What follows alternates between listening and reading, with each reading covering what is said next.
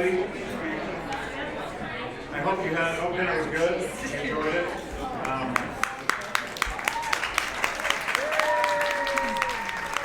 The dessert that's being served is for a reason. We brought that in special. Mom is a chocolate-aholic, if you didn't know that. And so it has to be creamy chocolate. It can't be chocolate cake. She couldn't make it easy, like an easy chocolate cake. We had to get some mousse stuff in it, so whatever that is. And then the cherry. Anything with Mom, ever easy. Yeah. So, and then we had cherry pie, and if anybody's been around Dad at any length of time, cherry pie is by far my dad's all-time favorite. I just spent a week with him in Illinois, and we stopped at the Amish, in some Amish country, and the first thing he went for was the cherry pie. So, and it happened to be good. That's good. So, How anyway. was cherry pie? It is super. Anyway, so tonight we hopefully have a lot of fun with us. We've got a little program we're going to do, and it should be a lot of fun. And this is in honor of our parents. And the great thing is about tonight is that, you know, when we get into our moments and have a few stories to tell and whatnot, my mom is sitting over there and she will not even get close to the mic to try to correct us. So this is going to be our versions of the stories, not hers. So that's the best part about this right now. So anyway, we're going to get started tonight and have a good time. And hopefully Mom and Dad realize that all this is done with a lot of love.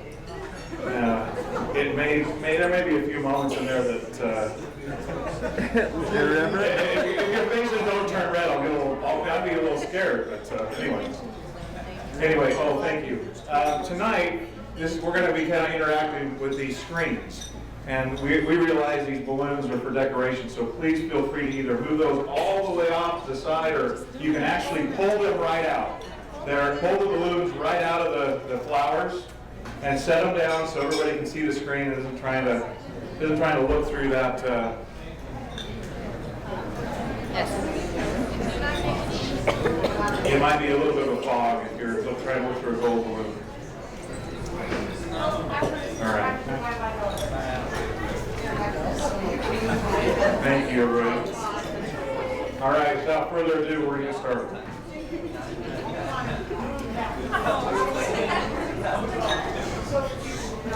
All right. So my mother's way of punishing us when we were children was that she would just take everything we owned from us. She would just take stuff away.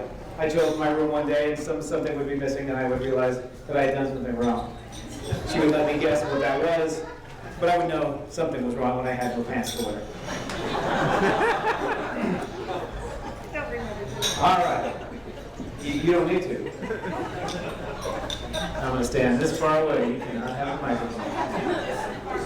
All right. So it all began the fall of 1963. A beautiful young 18-year-old. Any ideas, Sam? 18-year-old Arva Lynn Croshaw met an athletic. She's already read.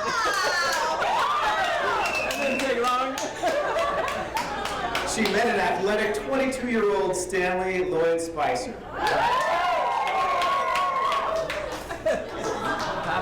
The magic happened at the Institute Library of Idaho State University in Pocatello, Idaho.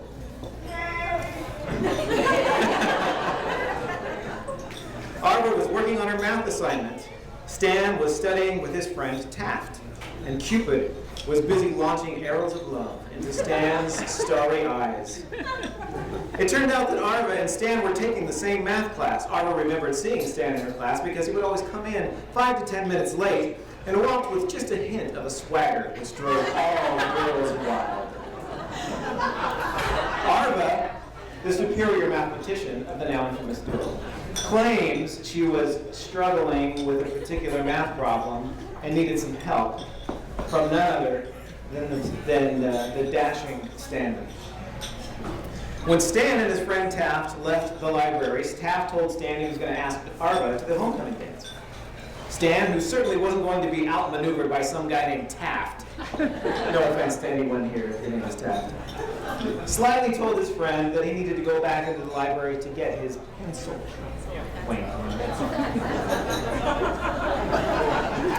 And while doing so, he asked Arva Lynn to the dance. He probably started out by saying something like, "Hey there, darling. How'd you like to rock those baby blues to the homecoming fiesta with this here buckaroo?"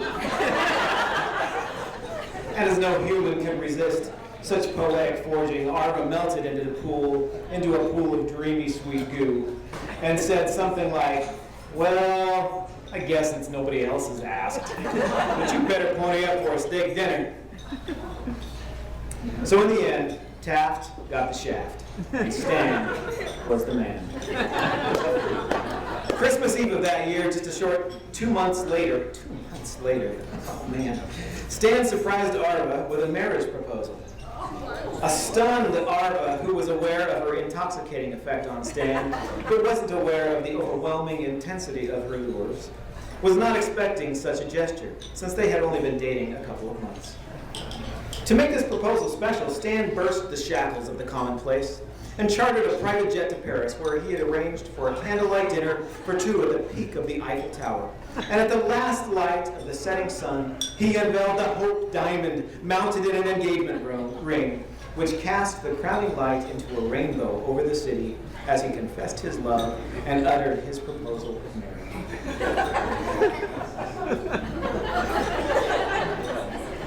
When I proposed to my wife, I said, "So what do you think?" I did not learn well. So actually, that's Arva's version of the story. We found a top secret government recording of the events that reveal the true narrative. Stan took Arva from their little town of Pocatello to a nice restaurant in Idaho Falls that was behind the temple. The evening was wonderful and one for the memory books. Little did she know how big of a night it would be. After leaving the restaurant, they drove over to the front of the temple and stopped. And after a few minutes of visiting, one could only guess what they were talking about. Certainly not politics, because we all know what happens when you engage my mother in a conversation of politics. Stan reached over, opened the glove box, and asked Arva to remove a gift that was inside. She was mystified. She still wasn't thinking marriage, nor did she think Stan was either. But when she opened the box, there it was. The Hope Diamond, Mount Everest. That's the other story. Arva was in total shock. Stan was thinking, "Oh yeah, man." Arva remembers not feeling sure, but she didn't want to lose Stan either. And that Hope Diamond, that steak dinner was undeniably good. So Arva gave a pragmatic, yes, even in her youth, Mom was legendarily pragmatic, a contingent yes with the terms of having a long engagement so they could get to know one another better. Now, before they left on their date, Stan, always thinking 10 to 12 steps ahead, had brought Arva another present, which she had not opened. When they returned back to her home that night, it was full of family waiting for the announcement. Arva then opened the other gift Stan had brought. It was a stuffed hound dog with long ears and very sad eyes. The accompanying card said, "I just wanted you to know how I would feel if you said no."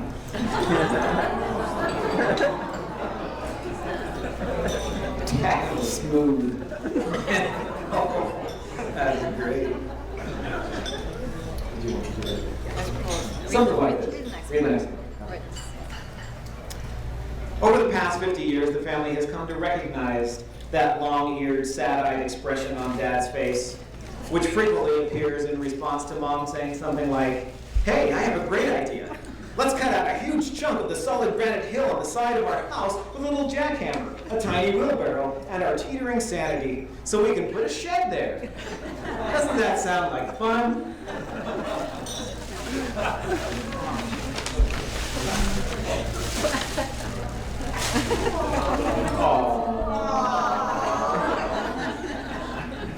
It's like looking in the mirror, huh, Dad? That was only 50 years ago. So here we are, 50 years later. Those fun, humble beginnings have become rooted in the metaphor solid granite, where Stan and Arva have made quite the incredible life together. As newlyweds, they lived in Pocatello, Idaho, and in July of 1966, they had their firstborn, Garrett, or as he is known by his siblings, the Fave. Garrett is perfect in every way, without flaw, and later on tonight, he's going to walk on water for us. In biblical times, the firstborn inherited the most prized birthright, and being a Christian family who adheres to the Bible, we have all agreed when the time comes, Garrett gets to have the show. Including the bag of snail bait from 1986 that's still in there. In 1970, Stan started working for JCPenney, and Mom and Dad purchased their first home. But in February, just a short time after moving to Salt Lake City, I did? 68. Diane, surprised I didn't get a cake on the rear. Rewind, 1968, Salt Lake City. That was their next great adventure. And like the pioneers who arrived so many years before, Mom proclaimed, "This is the place where we're going to have our second child." And in December of 1968, they introduced Diana Lynn to the world. Garrett, the perfect, hadn't met Diana yet, but discovered her in her crib, took her out, walked across the neighbor's pond, and carried her to my parents to show them what he had found. Diana, also known as the smart one, or Einstein's mentor, was speaking in partial sentences after 2 full days of life. At least that's the way my mom tells it. And thanks, Garrett, for bringing her to Mom, because she was ready to be changed. And now we are in 1970, where Dad just started to work for JCPenney, bought their first home, and a short time after that, the growing family moved to Elko, Nevada. That's right, you heard me. Elko. Metropolis, Nevada. You know, the town you pass through while on your way to somewhere else and wonder, who in the world lives here? And on September 20th, 1971, with an audience of 2 chickens and a llama, their third child, Mark, was born.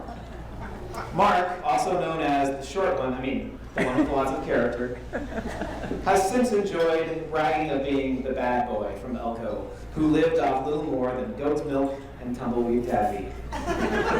Upon hearing where Mark was born, the typical reaction is something like, that explains a few things.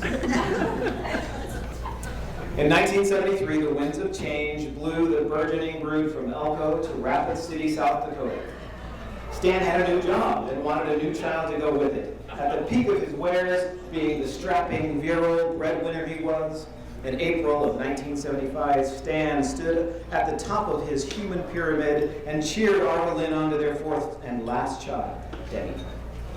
Debbie, also known as the spoiled rotten baby who got everything none of the rest of us got, vehemently insists that because her hometown is in South Dakota, she should be showered with Black Hills Gold with frequent regularity. Mark gets tumbleweeds and goat milk.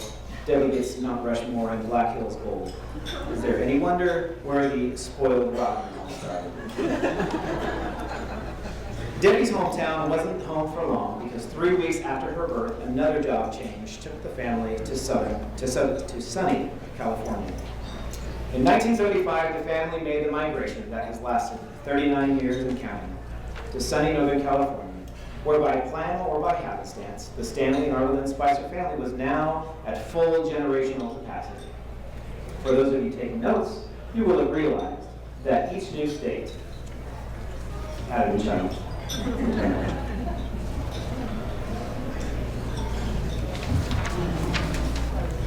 Came with a new child, but in this case, California's destiny was not to bring new children to our dynamic duo. It was to be home base for 4 extended children and 14 wonderful grandchildren.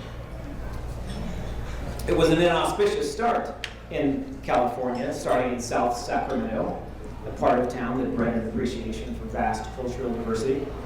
A few memorable events from South Sac included Diana being chased home by the class bully, waking up to find the back window of the wood-paneled station wagon shot out, and Mark setting the playground across the street on fire, which Mom and Dad, I think, are hearing about for the first time this morning.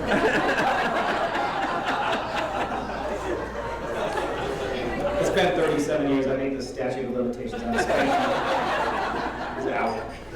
And they have to catch me. The time in South Sacramento was short-lived, followed by moves to College Greens, the Reed Courthouse, and subsequently to Folsom, where our sages have recently recovered from yet another failed attempt to turn their home into an ark. Mom and Dad have been the unfortunate victims of 2 water line breakages which have flooded their front house twice now, right? It wasn't the third time they didn't tell us about it. But they have done a great job with reconstruction and the house looks great. With 39 years of history in California, we have a bunch of inspirational, humorous, uplifting, and enlightening stories and anecdotes to share. But we'll save that for just a bit later. For now, let's do a quick recap. All right, now as the one who is the favorite and walks on water, I get to I get the honor of starting a few fun stories for you. Now, some of these have become urban legends in our household, and this first one is a classic. So, I was probably the ripe old age of 12, maybe 11, and we were living in Reed Court, and we had some interesting neighbors. These neighbors, well, let me just kind of paint a picture for you. You know when you want to take a noxious weed out of the ground, what do you typically do? You pull it, or you go get a shovel and just dig out the root. Well, this particular family thought the best way to get rid of their noxious weeds was to, it happened to be their entire front yard, by the way, douse it with gasoline and throw a match on. And the whole thing went up, and fire department was called, and basically every neighbor ran for their lives. It was quite the event. Well, just so happened on this particular occasion, I was outside, Debbie was outside, and I don't remember who else was there. There were several of us kids playing in the court. It was a cul-de-sac, and but Debbie was riding a big wheel. Now, everybody in this room, except those of you younger than the age of Debbie, probably know what a big wheel is, right? A big wheel is nothing more than a glorified trike, except it was plastic, and it was a whole lot cooler because it had a big wheel. So Debbie had riding on the big wheel, and one of the kids from this particular house thought it was her turn to ride the big wheel, and went over there and took it away from my sister. Well, I'm the favorite walk-on-water brother. I'm going to take care of my little sister who's spoiled rotten. Okay? So I walk over and take the big wheel back. Well, when I took the big wheel back, she decided to take a swing at me. And I ducked and I swung back and happened to hit her. And she went running into her house, and all the rest of us went running into our house. And shortly thereafter, the mom came over and rang the doorbell and my mom walked out, and she started screaming at my mom. Now, this was kind of a normal thing. We found out later that she did this to several neighbors, screamed at them. And anyway, But usually not after you had hit their dog. yes, that's true. So you know, there's a valuable lesson that was about to be learned here. Debbie ran out of the house, and my mom picked her up. And this lady happened to look at Debbie and say, "This rotten one," and hit her. Oh, yeah, exactly. That's exactly. Thank you. That's the reaction I'm looking for. Oh my gosh. Well, by this time, all of us kids are out there. We're all doing the same thing. Our mouths are on the ground, right? Well, we learned really fast that my mom had our back. Why? Because she smacked this lady back.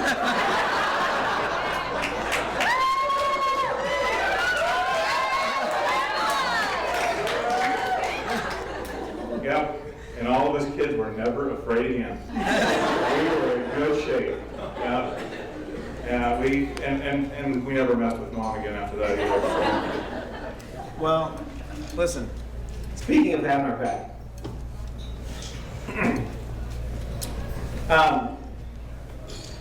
forgot what I was going to say. Somebody has your back. Yeah, good to know that. It wasn't you. Well, here's the thing. I've got to clear something up real quick. Here, plug yours. What? Plug yours.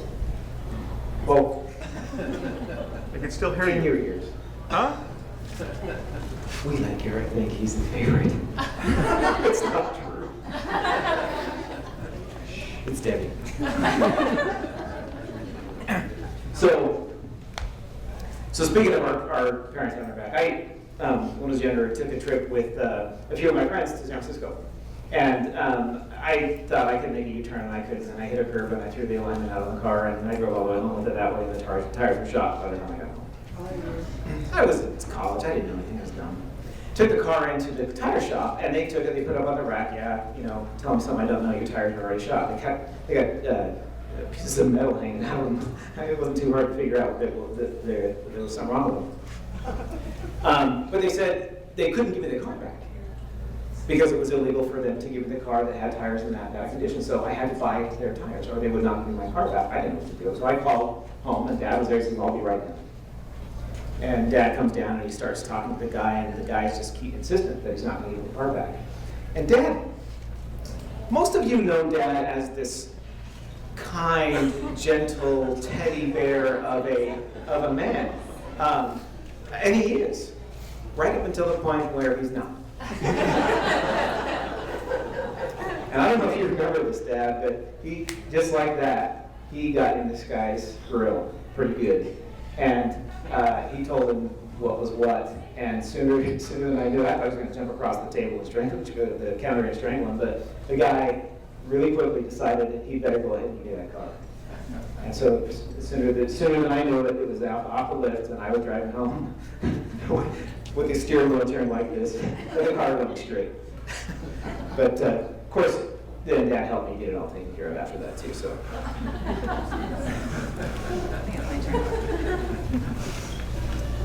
Okay, so my story also pertains to my dad getting what he wants. And I thought we would have this picture displayed so you can get a better scope of what I'm going to tell you about. So my mom was looking to have a family portrait updated because Denise was part of the family now, so we have another family member, and so this is back in good old 1989, and so we get all together, and, well, actually, so we all got together, got ready for this family portrait, and as we are in the cars getting ready to leave, we are backing out, and Dad stops the car. He says, "We forgot a family member," and he looks over. Sorry, I'm not a microphone. He looks over and he sees our cat Metro walking along the driveway. And he puts the car back in park, gets out of the car, picks up the cat, puts it in the car. We all looked at him and said, "What are you doing?" And he says, "Why not?" So my mom, I think, just kind of shook her head, and we all laughed a little bit. So we show up at the Olin Mills Portrait Studio. I think everyone here has their family portrait there. So we show up, and the photographer saw we had a cat. He said, "We actually have a day set aside for pets if you want to have your pet in your family picture." And here we are. We got a cat. We didn't bring a cat carrier because he just got put in the car. So Dad was actually not aggressive and got into this guy's business, but he used more of a smooth kind of charming kind of way, and we got the cat in our family picture. Okay, that was okay. So Debbie's not the favorite and Garrett's not the favorite. It's actually me. Yes, it is true. We really try to be the favorites. Never works. So I was about 14, and I had a friend of mine who was having a slumber party. I was so excited because it was going to be at the beach. Her family was renting a beach house, and she was invited 5 or 6 people to go up and go to the slumber party at this beach house. And I wanted to go so bad. There was one problem. It was a Saturday night to Sunday party. And growing up in our house, we didn't do Saturday night to Sunday parties. We had to go to church on Sunday, and it was very important to my parents, and it was important to me eventually. Not at 14, but it was important to me eventually. But I asked my mom anyway. And this is the first time she gave me this line, I don't think I've given it to my kids yet. I'm going to let you make this decision, but I think you know what the right choice should be. And being the good girl that I was, I did make the choice to stay home. You know how they say that when you make the right choice, you're supposed to get this warm, fuzzy feeling in your heart. You're supposed to feel so good. I did not. There was no warm fuzzies. I was a very mad 14-year-old teenager. And I was actually out washing the car, because before you get your license, washing the car is fun. After you get your license and your parents say, if you want to drive, you have to wash the car, it's not fun anymore. So I was out washing the car, and Dad came out to me and he said, how about if we go for a ride? And my dad does like to do that. He just likes to go for a drive. Nowhere in particular, just drive. And being the mad 14-year-old girl, I thought, I do not want to get in a car and go for a drive. But he looked at me and he said, I thought we'd go see if we could find a big empty parking lot somewhere and I'll teach you how to drive. And so my mood went from 6 feet under to up to the moon. I was so happy. So it was the best choice I made. It was the pot of gold at the end of the rainbow for me to learn how to drive, and I have been terrorizing the highways and byways since. How old were you when Dad said he'd teach you how to drive? 14. I don't think you got that. You were definitely the favorite. Hey, hang on. It's just so everybody understands, yes, my dad taught us all how to drive, per se, but it has come down to this, and that is, I just want my dad to know that my insurance agent called me last week, and I now have to have you on my policy, because every time you drive one of my cars, something happens really bad. I have 3 cars that he's run all of them in this. In fact, he did 2 of them at one time. He got a 2-for-1 deal with that one. So you're totally covered now, Dad. You can drive my cars, your name's on the policy, we're okay. Well, now, hang on a minute. Payback hurts, right? How many of his cars did you smash up? Well,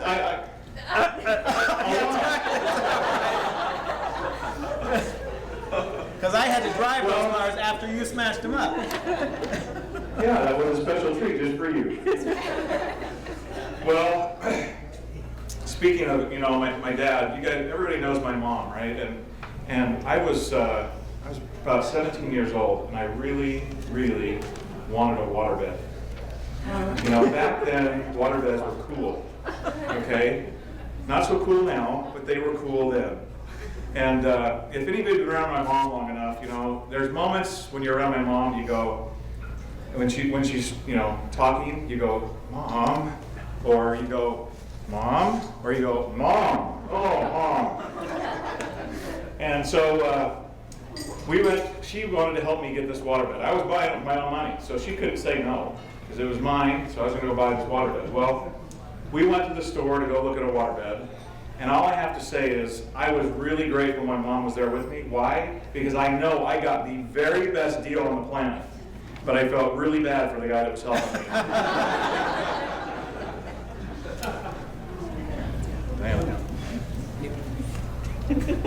I have a story about mom. My father. How about you on this microphone, Mom? I just own everything you do. I have a really good mom story. It illustrates my favorite point. We were left home alone. Mom and Dad had gone out, so it was just us kids. And Garrett, being the oldest, thought he was in charge and was very vocal about the fact that he was in charge. And I still like to be in charge. I was not happy about that. So you were not in charge. You may have been older, but I was more mature. So I was the one that should have been in charge. And that's still the case today. So Garrett was handing out chores. They had given us the assignment, we need to clean the kitchen before they got home.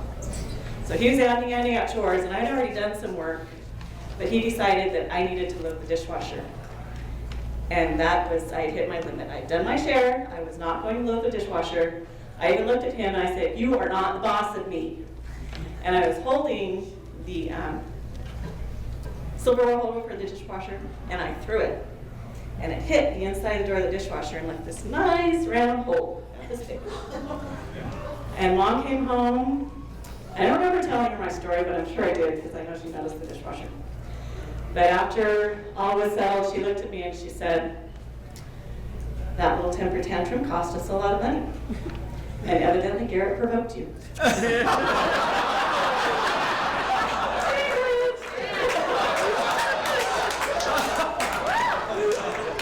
fast forward 30 years, and I have two sons, Cameron and Jason, who are over here. And Cameron is older and decided that he was the boss, and Jason decided he was not the boss. And Jason got really mad and kicked the closet door and put a nice little hole in the closet door. And thanks to Mom's example, I knew exactly what to say.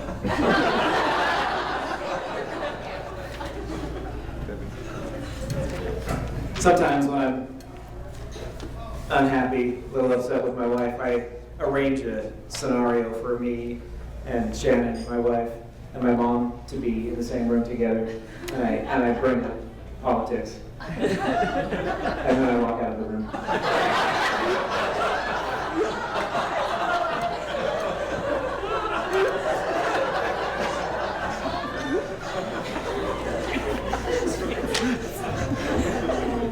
So I'm not quite sure where to lead from that. But, so, my little story begins from, we as a family drove to Idaho countless times. My whole entire life, my existence, we did Idaho trips.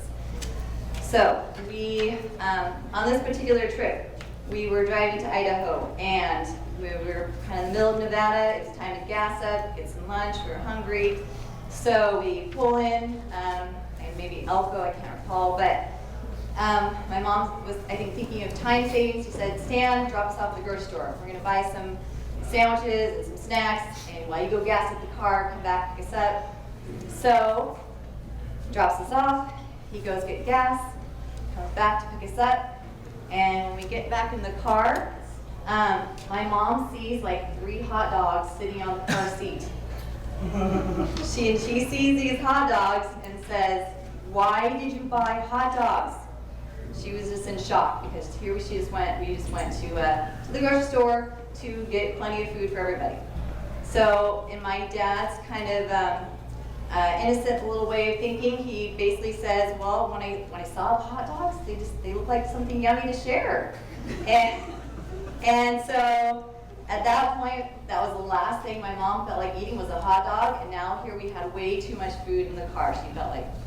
So, as we get back in the car, we start to go. He's getting ready to pull onto the freeway, and right there on the on-ramp, he actually starts to pull over, and he stops. And I'm thinking, why are we stopping? And the next thing I see is this hitchhiker running up to our car, and I think, what are you doing? Why? You're picking up a hitchhiker? What are you doing? So he rolls my mom's window down, and the hitchhiker gets to the window, and he's looking in, and my dad said, hey, we can't give you a ride, but how about some hot dogs?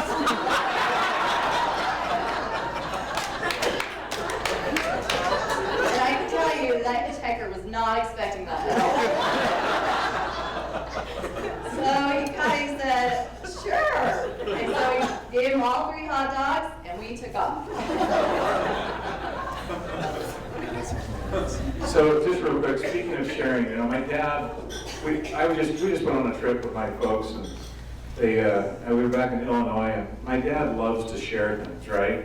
So he runs, we just fell in with gas, we're getting out of the car, my dad's running back into the gas station, I'm gonna get some candy bars for everybody to have. And so he gets the candy bars, and he put back in the car, and I notice he has 2 candy bars, and there's 7 people in the car.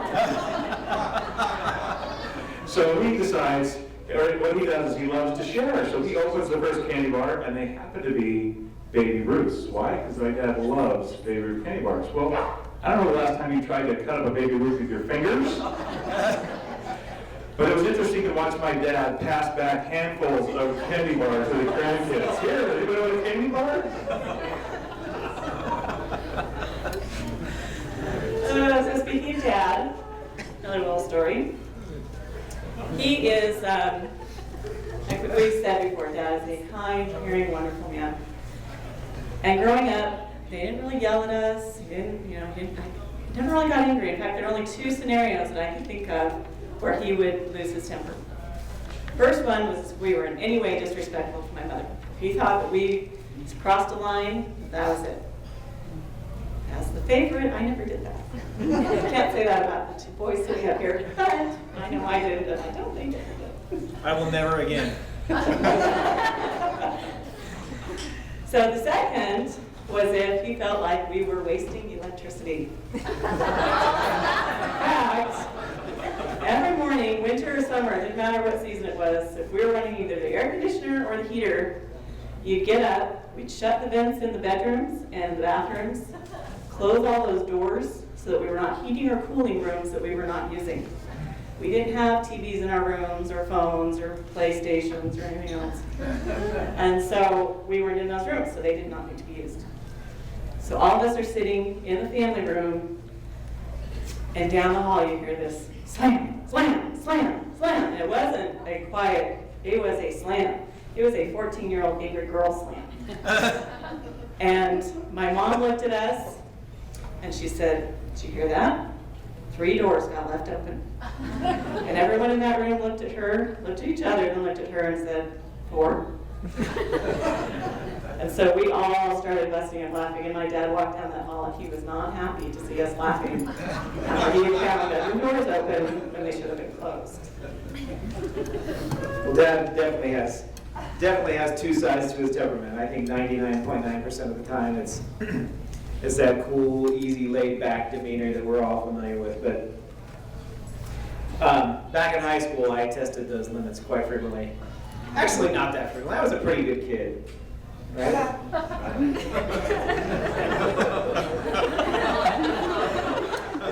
As long as you're paying the bills.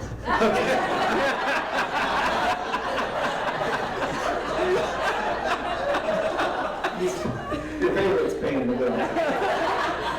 Which means Don's paying the bill.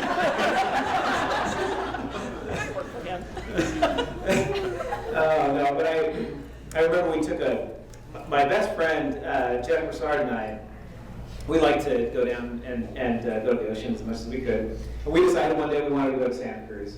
We didn't think there was any way that our parents would say yes, so we didn't ask. We just went.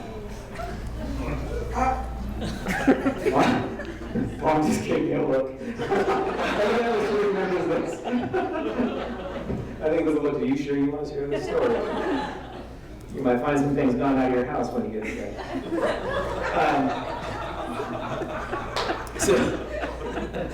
So anyway, we did. We went. We didn't think too much about the consequences. We had a nice day, but of course on the drive home, we realized that we probably were going to be in trouble. A little bit of trouble when we got there. So we got there. I was late. It's probably 10, 11 at night, and I was. We came to find out that they'd called the police and they were out looking for us, and I don't know if they were or not, but that's what they told us, maybe to scare us. I don't know, was that true? No. I don't remember. I'm glad. So we get back, and Dad's coming to pick me up, and I'm waiting outside, out front of the house, and I'm pretty scared. I didn't know which dad I was going to get. And so he pulled up, and I got in the car, and I got the good dad, which is why I'm still standing here, able to tell you the story. And I remember he just asked me. He said, "What were you thinking?" Like, he didn't say much more. I tried to explain myself a little bit. I don't think I couldn't say anything. I was wrong, and I knew it.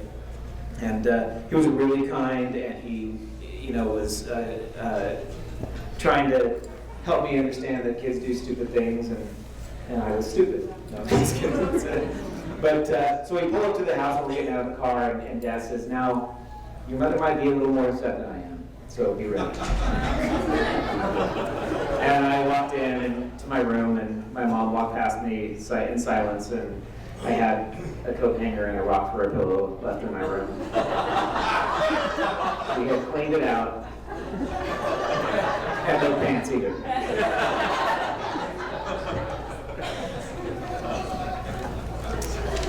Well, some of us got a little more mischievous when we were younger. So when I was about 6 or 7 years old, we were living in Elko, Nevada. Yes, Elko. How many people recognize the name? Oh, only one? Mark? Got it. So Everybody knows Elko. It's where they stop for gas. They don't know the name of it. So anyway, we lived in Elko, and at the time, right behind our house was nothing but a big open field. And this big open field was a great place for a 6- and 7-year-old to play. And I was playing with a little friend of mine, and we were playing Army. Now, for all of you girls, right, Army's kind of like playing with dolls for girls, right? So you got to have everything set up just right when you're playing with your dolls. You got to have your clothes and your tea sets, and every doll has a name. Well, for guys, right, when you play Army, you got to have your little Army men and your Jeep and your toy guns and fire. Army is not the same without fire. And so, as a kid, we're back in Elko, and I'm sitting there with my Army men playing, and I thought it'd be really cool to start a fire and see if I could escape, the Jeep could escape the fire. Well, the Jeep didn't escape the fire, and the whole field went up. And I remember trying to do what a 6- or 7-year-old kid would do, and that is deny all responsibility by chucking the matches on the roof, trying to get rid of them. And, well, you know moms are bloodhounds, right? They know exactly what's going on at all times. Well, my mom found out who started the fire. And so as punishment, right, she is taking me down to the fire department. And all the way down there, she's telling me, I am in trouble. I'm toast. These firemen are going to let me have it, and you are going to understand how what you did was totally wrong. And as soon as we get there, right, we pull in, and what my mom tells me, and I still can remember playing on the fire trucks, because as soon as we got there, it was like, woohoo, this is great. And I'm climbing all over the fire trucks, and it turned into the best play day ever. It was awesome. And to this day, I think my mom still resents those fire guys. That fire department is a bad fire department. It didn't teach me anything other than the fact that fire trucks are really cool. Well, that's the end of the stories, and we've got a lot. There's so many more we could tell. It was funny because as we were sitting here, I think this has been more fun for the four of us because we've had a chance to sit down together and really think about things. And I literally wrote, I don't know how many stories out. And it's fun how you bring back a lot of memories from when you were a kid. But what's great about it all is how awesome it was to grow up in our home. You know, we have amazing parents, and thank you, all of you, for supporting them and us as a family. Really appreciate it. Got a couple more just little fun items for you, and I think we're going to turn the time over to daughter. Yes. Nice. So my two daughters, where are they? Annalise, come here. And Karina. These two beautiful girls. One has 15-year-old anger issues like Diana did. It didn't come from me, it came from her. They've got a couple of musical numbers that they prepared, mostly for mom and dad, but for everybody. And so I'm going to turn the microphone over to them. I need to come over here and turn this on. Here, Hannah, here it goes.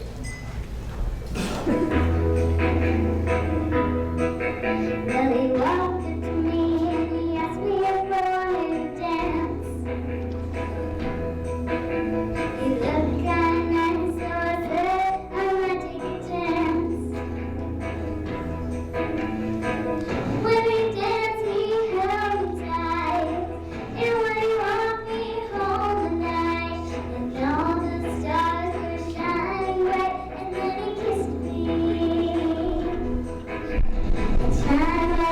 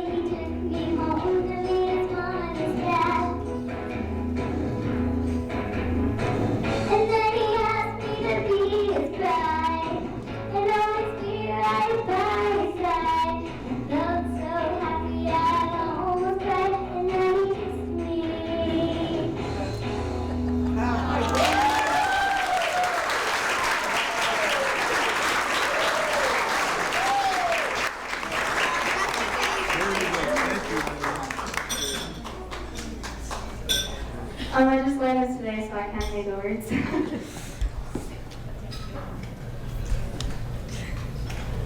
Okay. How your eyes close whenever you kiss me, and when I'm away from you, I love how you miss me.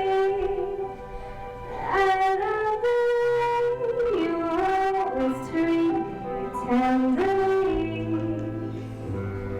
but darling, most of all, I love how you love me. I love how your heart beats whenever I hold you. I love how you think of me without being told to. I love the way you always touch me heavenly. But darling, most of all, I love how you love me. I love how your eyes close whenever you kiss me. And when I'm away from you, I love how you miss me. I love how you always treat me tenderly. But darling, most of all, I love how you love me. I love the way you always treat me tenderly. But darling, most of all, I love how you love me.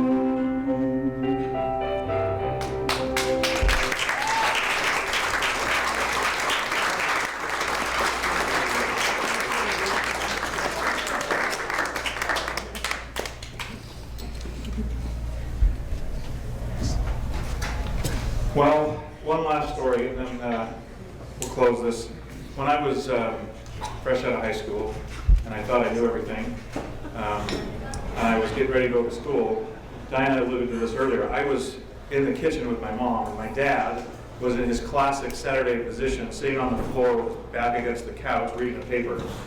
And I thought I needed something, wanted something, or I don't know what it was, but whatever it was, I was pretty passionate about it. And so my voice kind of got a little louder, and my excitement got a little bit more and more and more. And at some point, my dad put the paper down and started to talk. And when I looked over at him, his face alone pretty much ended my excitement. And he said something to the effect that if you ever talk to your mother that way again, you'll wish you'd never been born. And the translation at the time was probably, I'm gonna rip your lips off or something. But the point was that, you know, we always knew as kids who was number one in my dad's life, and that was Mom. And he didn't have to say it very often. You just saw it, and every day, everything they always did. And so it was this very special home to grow up in, just because of how great it was, the love that we had in our home. In fact, I tell people all the time, you know, as a kid, we were very blinded. I never, literally, in the 18 years I lived at home as a kid, I never saw my parents argue in front of me or fight. I never heard my dad once raise his voice to my mom. Now, as I've gotten older, I realize they've had their share of issues just like we all do. But they chose to do it behind closed doors or not in front of us kids. And so we always just knew in our home what love meant. And they were just a great example of it. So with that, can I have all you grandkids come up here with me? And my brothers and sisters too.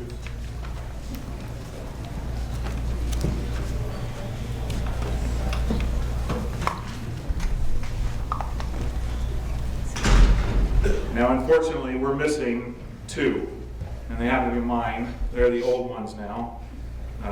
My oldest daughter is married, has got, unfortunately, too many commitments, as well as my son. But, you know, this is my parents' legacy. And it's a great one. You know, when we were kids, you know, my parents moved away from Idaho, Pocatello, Idaho, 50 years, almost 50 years ago. And they started their lives together. And as kids, us 4 kids, our family vacation was back to Idaho. So we always knew our grandparents and our aunts and uncles and cousins, that's who we knew. And that's where we spent our special time, was with them. And family has always been basically the cornerstone of my parents' lives. And you know, that within that cornerstone, however, we always knew where their loyalties lie, because that cornerstone, the glue that kept us all together, was their faith in Christ. And that faith in Christ rolled over into their hard work and determination and getting through tough times in life. And we always saw that, and we counted on it as kids, and we count on it today as a family. And we know where we can turn in difficult times. Not only to them, but also to a loving Father in heaven, who's honestly a testament to my folks and what they've been able to do in their own marriage. And it will stand as a testament to the world of what we've been able to accomplish, what they've accomplished here in this life. And you know, as kids, I think we can honestly say, Mom and Dad, you might just make it one more year. We love you, and thanks for all that you've ever done for us. And this night, hopefully you've enjoyed it, because we've certainly enjoyed doing this for you. And thanks to all the family and friends who've come to enjoy this with us.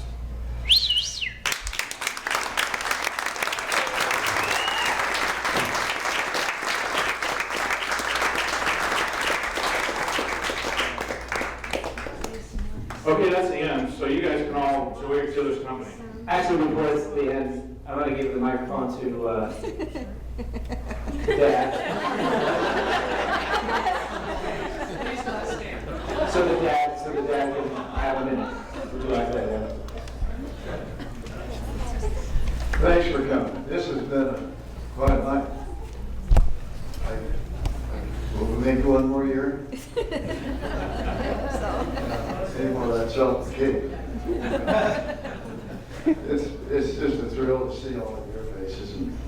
And we're sitting here at that table looking at all of you and thinking to ourselves, you are the dearest, most wonderful people in our lives. And you don't realize what you mean to us.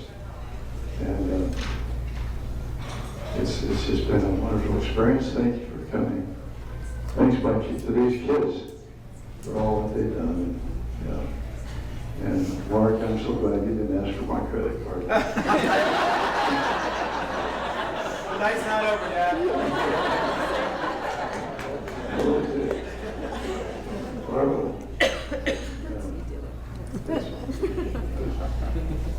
Say goodnight. Say good night, Arlen. Don't want to go at the house, you can go swimming. His party going. Well, it's been a long night. Thanks for your patience. I want to thank my family for coming. All my brothers and sisters are here, and it's the first time in the 40 years we've been in California that they've all been here. So a special thank you to my brothers and sisters who have come from Illinois and Utah and Idaho. It's been amazing.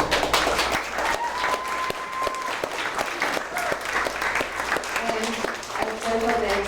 I know this has been hours and hours and hours and hours, so You're worth it. If you make it to 100 years, we'll do it again. But not Mark's gonna do it again.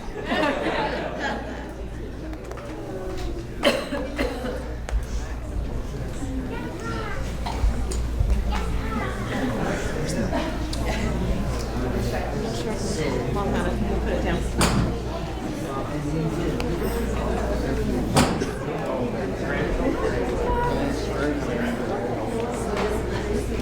Hey, just real quick before everybody leaves, if you did write something on the cards, go ahead and leave them on the tables.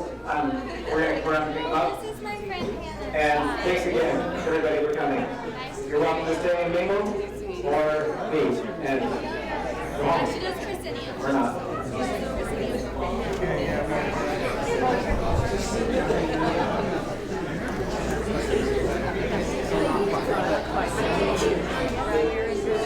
Hi, Sadie.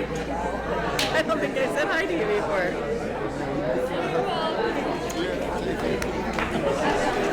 Sorry, I was very distracted today. I had to speak in public.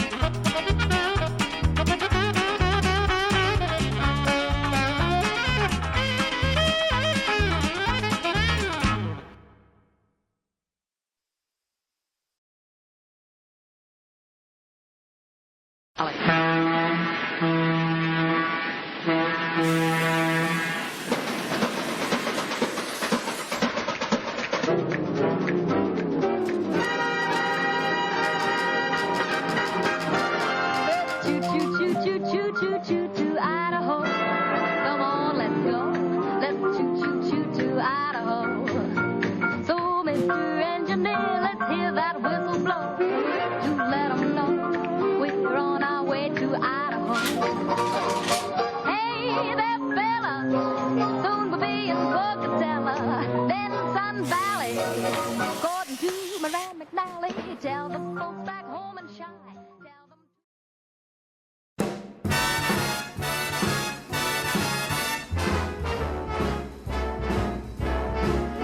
How lucky can one guy be? I kissed her and she kissed me. Like the fella once said, ain't that a kick in the head? The room was completely black. I hugged her and she hugged back. Like the sailor said, quote, ain't that a hole in the boat? My head keeps spinning. I go to sleep and keep grinning. If this is just the beginning, my life is gonna be beautiful. I've sunshine enough to spread. It's just like the fella said. Tell me quick, ain't love a kick in the head?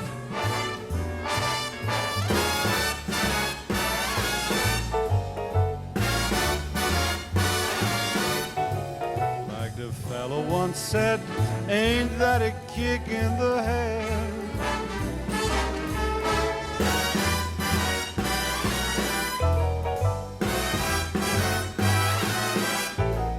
Like the sailor said, quote, ain't that a hole in a boat? My head keeps spinning. I go to sleep and keep grinning. If this is just the beginning, my life is gonna be beautiful. She's telling me we'll be wed. She's picked out a king-size bed. I couldn't feel any better or I'd be sick. Tell me quick, oh, ain't love a kick? Tell me quick, ain't love a kick in the head?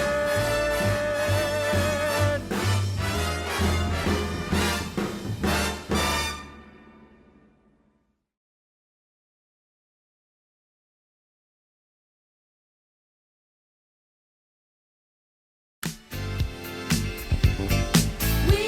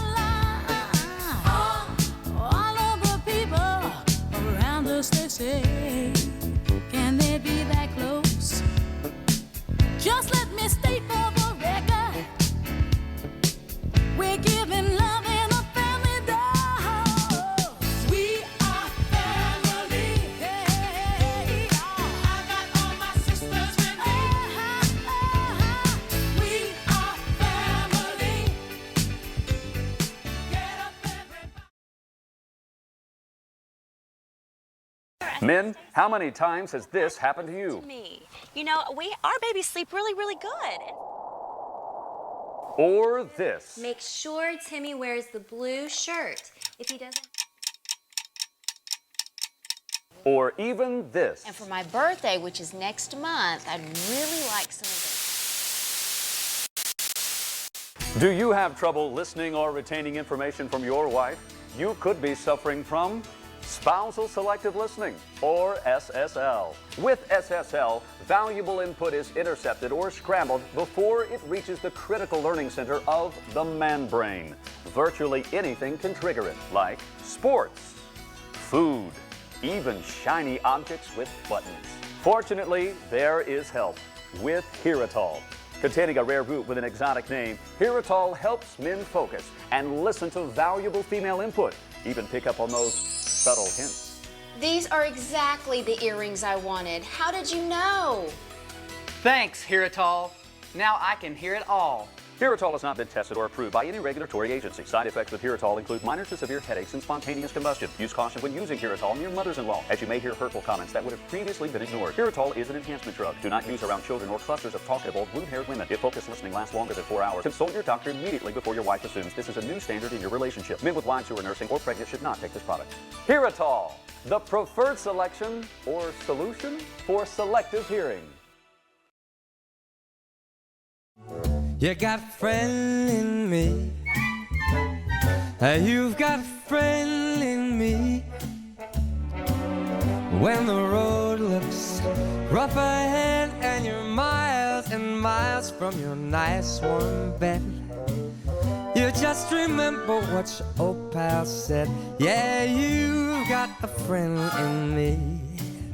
Baby, you've got a friend in me.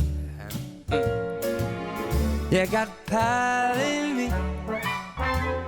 You've got a friend in me. You got your troubles, well, I got them too. There isn't anything I wouldn't do for you. We stick together and see it through, 'cause you got a friend in me. Darling, you've got a friend in me. Now some of the boys might be a little smarter than I am, or bigger and stronger too, maybe, but none of them is ever gonna love you the way I do. Oh, it's me and you, Lou, and as the years go by, our friendship will never die. You're gonna see it's a destiny, 'cause you've got a friend in me. My baby, you've got a friend in me.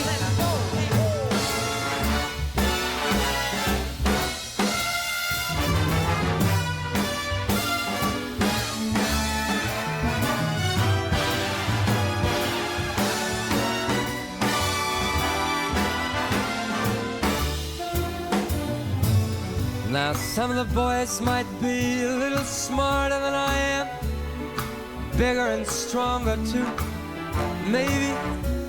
None of them is ever gonna love you the way I do, 'cause it's me and you.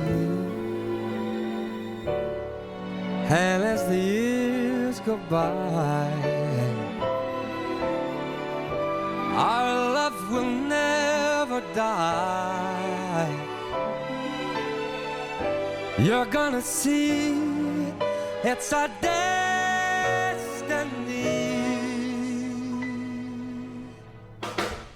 You got a friend in me. Baby, you've got a friend in me. You, me, and me. You got a friend in me. My darling, you got a friend in me.